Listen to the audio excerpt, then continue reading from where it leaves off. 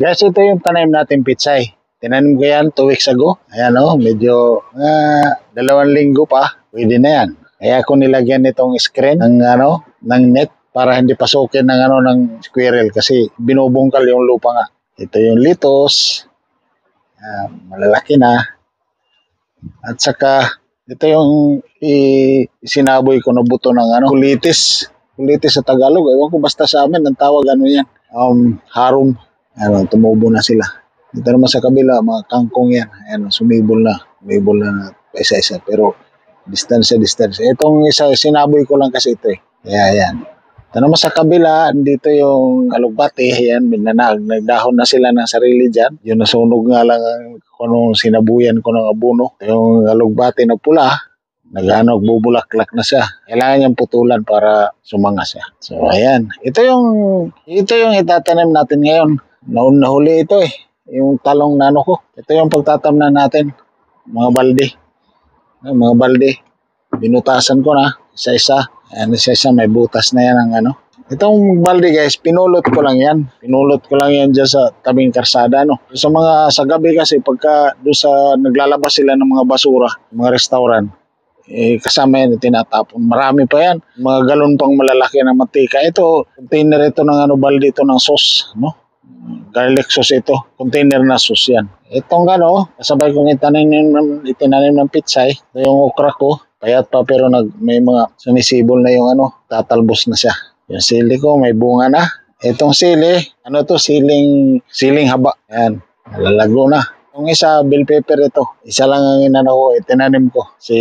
Last planting season, isa lang itinanim ko. Dami na hindi namin maano yung bunga. Sayang. So, ito yung pinunla ko na pitsay na Tagalog. Kaya lang, nasira yung doon sa loob. May inabutan pa kasi ng malamig pa nagpo-frozen pa minsan. Kaya ito na lang yung natira. Nung inilabas ko, nagkaroon na ng init, ayan, nagdahon na. Ayan yung kamatis ko. Isa lang itinanim ko kasi hindi nga maubos. Nigay ko rin naman. So ngayon, magmimix tayo ng imimix natin yung lupa. Ayan, nakabili na ako ng patings. 8 na bag yan. I-mix natin doon. Para lagay natin dito sa balde sa pagtatamnan. So tara, trabaho tayo.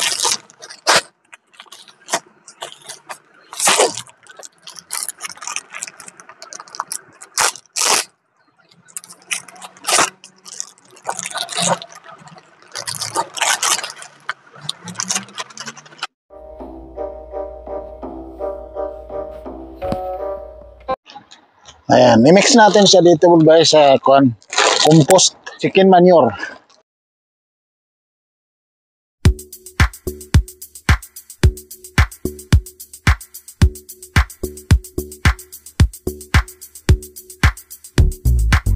Ayan, lagay na natin sa guys.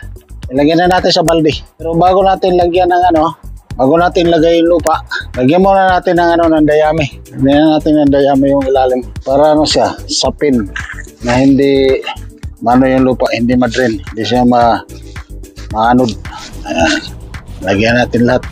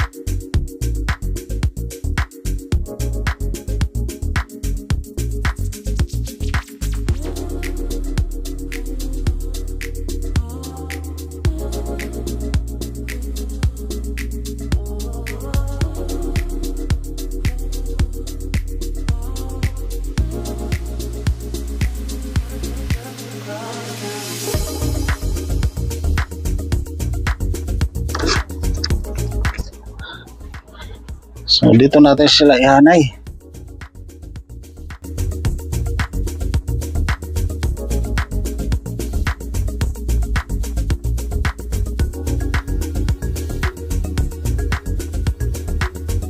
Dito natin sila itatanim.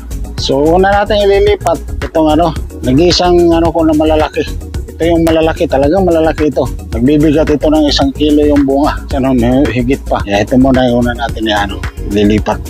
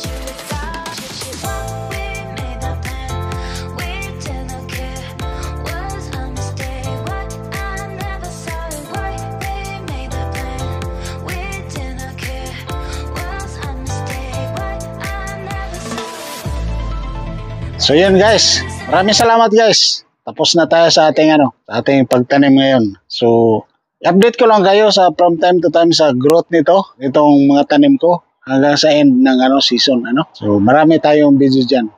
Dahil nakarating ka dito sa portion ng video na ito, paki-like naman para sa maraming like ninyo mas mabilis silang tumubo.